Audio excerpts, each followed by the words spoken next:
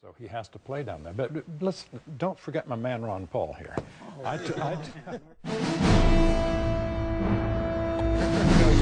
Ron Paul, Wolf, had a good day yesterday. A very good day. The Republican presidential hopeful raised $4.38 million online in 24 hours.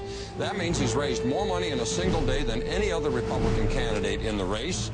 It also means the Texas congressman ranks now only behind the Democratic heavyweight fundraisers Hillary and Barack, as in Clinton and Obama, when it comes to money raised in one day. And it's believed to be one of the biggest internet fundraising efforts by any candidate ever.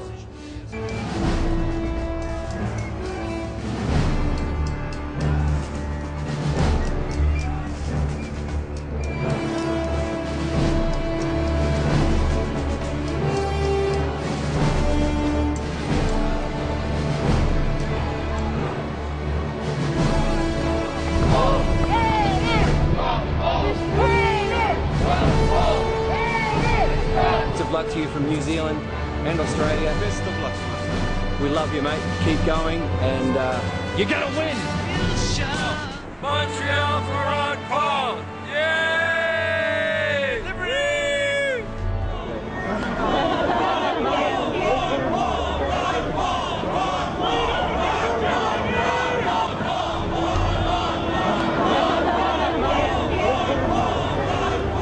You know that we raised $4.3 million in one day without spending 1 cent. We didn't even pay an individual to go out, and they weren't professional fundraisers. It came in here. It was automatic. We're struggling to figure out how to spend the money. This country is in a revolution. They're sick and tired of what they're getting, and I happen to be lucky enough to be It really is a movement. They're now going to fly this blimp up and down the eastern seaboard with the message, Google Ron Paul.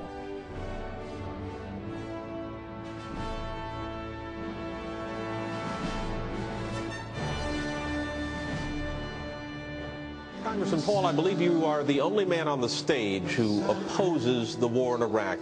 Are you out of step with your party? Is your party out of step with the rest of the world? If either of those is the case, why are you seeking its nomination? Well, I think the party has lost its way because the conservative wing of the Republican Party always advocated a non-interventionist foreign policy. No nation building, no policing of the world. Republicans were elected to end the Korean War. The Republicans were elected to end the Vietnam War.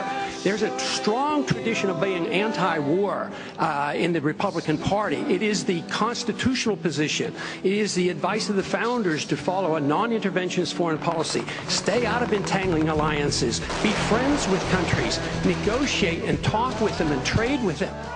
Our foreign policy has what the CIA calls blowback. It has unintended consequences.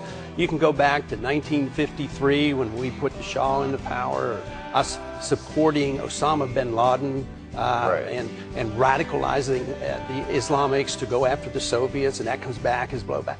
Peace is a powerful message, especially after the war has been going on and the people wake up and realize how many people die and how much it costs.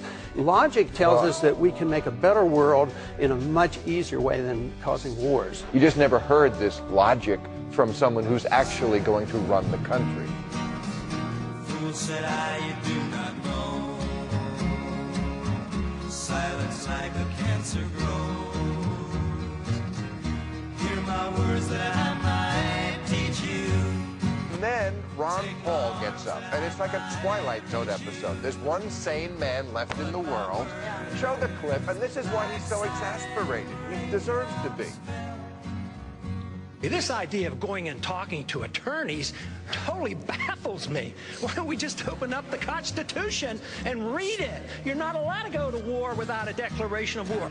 Every time we mention this guy's name, it's phenomenal the amount of email we get. I mean, you guys just light it up, and no other candidate gets that kind of response. Granted, he's got a lot of following on the internet, but it's still big numbers. Hassan in San Francisco, Ron Paul's not going to be elected simply because his policies won't make billions for the corporations who rule this country. Matthew in New Hampshire writes, unless Gore is drafted, this Democrat may just vote for Ron Paul. He has all the right answers and seems to be devoid of the manure that so fills his fellow candidates. Think about that sentence for a minute.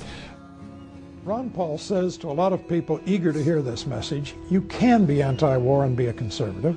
In fact, he says, if you're a real small government conservative, you have to be anti-war. His message is resonating, including, interestingly enough, from soldiers. According to one study, Congressman Paul received more campaign cash from members of the military than did any other Republican presidential candidate.